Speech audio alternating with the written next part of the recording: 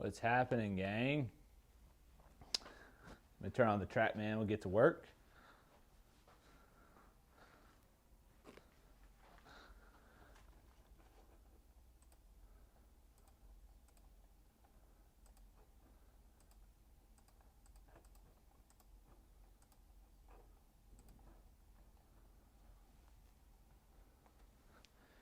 Hope everybody's doing all right this morning, afternoon, I guess. It's 1 o'clock.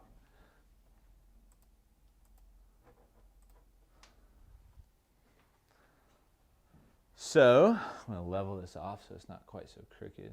There we go. Tighten it up. Bingo. All right, so today, I guess I should have grabbed my driver. I grabbed a 7-iron, not even thinking about some of the topics for today. But today, got a couple good questions and then a little cliff note to end it on. Basically, it's 8 p.m. My goodness. Yeah, no thanks. I'll take 1 o'clock. What's going on? So, today's topic, we're going to talk about club head speed, try to improve club head speed gains, and then I had another question about like yips on the golf course, how to avoid yips. The question was kind of hard to understand in the way it was sent to me, but my basic understanding is how you're going to avoid a yip when you make good golf swings prior to that. And then final little nugget for a guy and his daughter about practice and for the youth, right? So that's a quick one I'm going to throw at the end. So first things first, club head speed, right? Big topic of discussion this day and era. You obviously have Bryson doing insane things, Kyle Berkshire doing even more incredible things, and working to get club head speed, right? So there's two systems out there right now that I really like. One I've done, one I haven't done, but the one I haven't done I'm getting here I'm probably going to order it here in the next month or so when we get out of winter and I start getting my normal busy days ahead of me. But club head speed is an interesting topic before we start talking about the systems I've used in the past for training it. Because, and it sounds funny, most people are afraid to go fast, right? Like it sounds silly when I say it, but I'm here to tell you, I've taught enough golfers to know you either don't know how to go fast, there's harder and faster, very different, or you're simply not like fully committed because you're still worried about where the ball goes. I'm here to tell you, if you're gonna train speed, you cannot care about the golf ball and accuracy. You have distance gains and accuracy, right? And they're not the same. You meet somewhere in the middle to play, but if you live in a world of precision matters, it only goes so far. If you live in a world of distance, it's only accurate so much. So there's a happy place you got to pick from, right? And when I train distance or speed, it's the last thing I do in every session. So if I'm working at actively trying to increase club head speed, which is something I did back in 2017, was the last time I actively tried to move my club head speed up. Right now I've just maintained. And this new system I'm thinking about putting in place, I might go back at it again here in March, April. The thing that you do is you go through your session, and the last 10 minutes, you solely practice speed, right? Now, this day and age, a lot of you have at-home monitors. You have like a SkyTrack, a Mevo Plus, a GC3 or GC2 or whatever, right? You have some launch monitor that you're using to give you club head data, right? So you have a metric to measure against, right? So a game that I play without the systems that I've used in the past is, I call it baseball, right? So you get a club head speed. Did you say that again? No, Siri, I won't say that again. You get a club head speed of 100 miles an hour, right? And TrackMan goes to point whatever, but you get a club head speed of 100 miles an hour. That's your baseline. The next swing has to beat 100. It can be 100.1 or it can be 106, right? But you go up past your baseline, you get to first. If you're under 100, you get an out. If you tie it, it's a foul ball, right? So you play this game until you get people coming home. So you swing it, get 100. That's your baseline. You get 101, man on first, no outs. You get 100 again, man on first, one out. Get 103. Now you have man on first and second, right? You get 104, first, second, and third, 105. Now you get a man that finally came home, and you're trying to see how many runs can you score before you run out of outs, right? And it's very hard. If you're truly maxing yourself out, it's pretty tough to get more than like 7 basically around.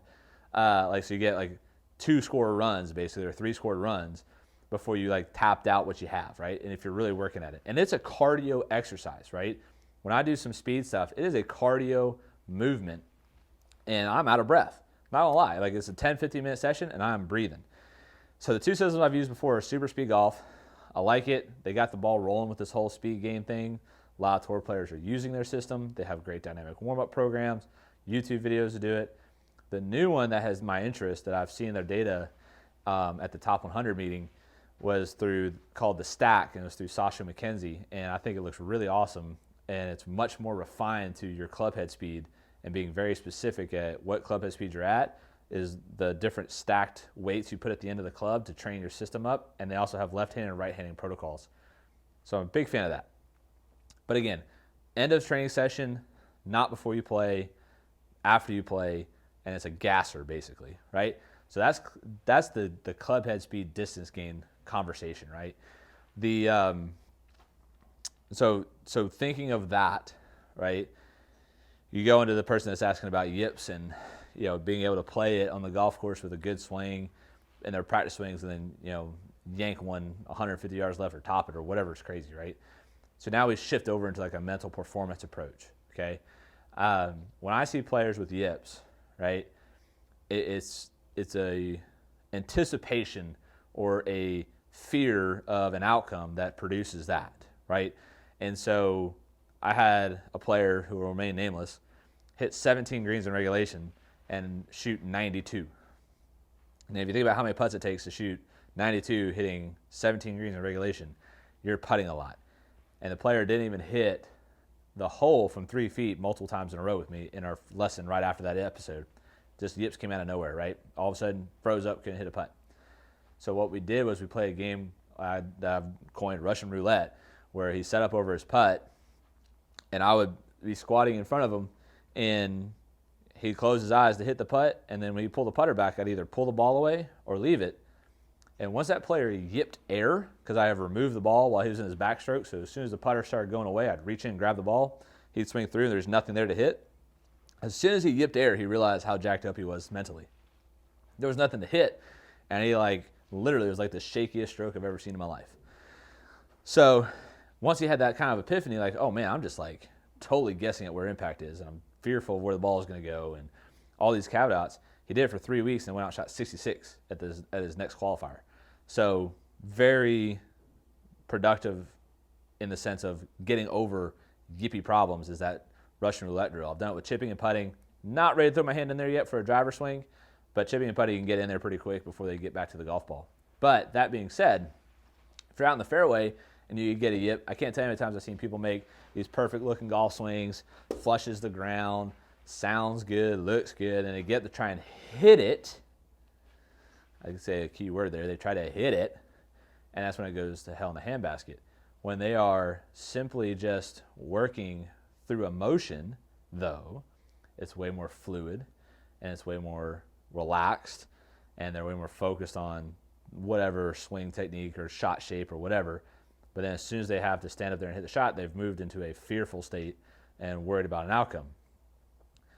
The outcome is what gets you, right? You're worried about either hitting at a ball rather than hitting a shot or swinging through the shot. And those things start to compound and start to affect your brain. So what a lot of players don't realize is the guys on TV are not thinking about the golf ball that's in front of them. They're thinking about the flagstick 200 yards away from them. And they're seeing the shot in their head like a shot tracer or a rainbow, and how that shot's going to fly to the target and what's it going to feel like and look like, right? And it's not like there's ball, I'm seeing ball, looking at ball, there's the dimple. I mean, I've had people ask me, what dimple do I look at? Do I look at the front of the ball, the back of the ball? Do I breathe in my swing? I mean, there is some wacky crap out there, right? And it is absurd what people think about when they're trying to hit a golf ball. When I go through a routine, it is standing here, see target, balls in front, walk in, bring eyes back to golf ball, right? And then I'm visualizing the shot at the target before I look to it, right? And then I bring my eyes back, and by the time my eyes meet the ball, I'm ready to pull the trigger and go again. And a fun little way to see if you are mentally aimed as well as physically aimed is you get set, close your eyes, and point to where you think the target is, and you'll be shocked at how often you point left or right of the target because your brain doesn't actually know where it's at. And so I call it getting your brain on plane. I've stole it from a friend of mine. But you may be physically aligned. Like my body lines might look good, my club face might look good, but when I look down, the golf is a side-on sport, and that target might be somewhere that I don't know. I'm guessing at where it's at, and that's going to create havoc in your shot. So you have to be able to set up and know exactly that there's my camera, right? And that helps you get over those yips, because there's a lot of like, I don't know if this is going to go the right distance. I don't know where this is going to go. I don't know where the target is. That's more of a subconscious thing that affects your ability to be consistent, right? So hopefully all that makes sense. Obviously, you can go back and re-listen if it doesn't, or you can leave a comment and a like below if you do. For my final nugget before we wrap this video up for today, I had a parent ask about his 11-year-old daughter, and I felt compelled to at least say something about this because he wants his kid to practice, right? And what you have to remember when teaching kids, and if you're a parent that wants to see their kids succeed, right? The parent has the hardest job because we've all struggled and we don't want our kids to struggle, right? So that's the first thing we're trying to get over. Is like we want to make the path easy for the kid. We want to walk the path for our kid. We can't. We have to lay the path before their feet and let them walk it. I've never had a kid go to college that I've had to force to go practice. That being said, there are kids that get to college that don't practice. Don't get me wrong. There's those that are very talented that waste their talent. And then there are kids that are not very talented who work their tail off and make up for it. But I've never had a kid get to college who didn't already have that drive, that willingness to do the hard stuff to see the gains. The kids I have to pull hair, fight with, constantly nag about logging hours and journaling their entries and stuff like that, usually don't end up making it because the drive's not there. And it just is what it is, right? But how to make your kid want to practice, right? Nobody wants to practice. Even tour players will tell you they don't want to practice. The thing about practice is most of us love to compete. We love that competition. We love the trash talking, the heart racing, the nerves. Like those things get you excited. And you know what I tell kids is like, you're not nervous, you're excited. If you look at it as an excitement, it's a different mentality than I'm nervous, I'm scared. Be excited for what you're doing, right? So when it comes to practice, if he doesn't want to go practice, turn it into games. Play games, play competitions, so that the player, in this case her, she doesn't realize that she's actually practicing. She just thinks she's playing games. And when she starts winning, she's getting better because of practice, right? And there's a scale. The younger, more experienced they are, it has to be fun, right? One of my friends, Gavin Parker, is amazing at this. You have to have it fun when they are terrible. If they're new and a beginner, it has to be fun. There is no grind sessions for 11-year-olds, right? Sure, some do, but it still has to be fun or they don't want to do it. Some enjoy the practice, some don't. And the ones that don't, you have to find a way to get them engaged. And so games usually do the job, right? Task games. So then it gets to the scale of like it becomes a job a little bit. Like we're trying to get a college scholarship. We're trying to lower our handicap, play in college, play after college. Then it becomes a little bit of a job and it becomes more of a grind. There's specific tasks we have to achieve. There's certain goals we have to accomplish. And that becomes the scale. But at 11, man, it has to be fun, has to be games. And that's the best way to get them to go practice. And then they can start grinding. Because if they start grinding at 11, it's always going to feel like a job. There's a risk of burnout. Some grind through it, make it all the way. Some don't. So the best thing I can say to do is if your 11-year-old doesn't want to practice, it's got to be her idea, but there has to be games involved. Got a question? Yeah. Listen here. My 5-year-old is taking our first camp this spring in April next month, and this is going to be the first time he goes to the golf course and doesn't get to do whatever he wants with me. It's going to be interesting. Anyways, so I hope those answer your questions. Thank you for tagging in, asking some awesome questions. I got a bunch more to cover, and I apologize if you watched all this and I didn't cover your question. I have a whole journal full of questions to cover. We'll be back here on Thursday, doing it on YouTube. Tomorrow, if you're in the Meta Country Club and you're a member, you got your gopher, I'll see you in the Discord doing a live at the same time tomorrow at 1 o'clock, and I'll be taking on the members' questions in there. And if you're not a part of that, go check out Meta Country Club and tell them I sent you. We'll see you soon, guys. Have a great week.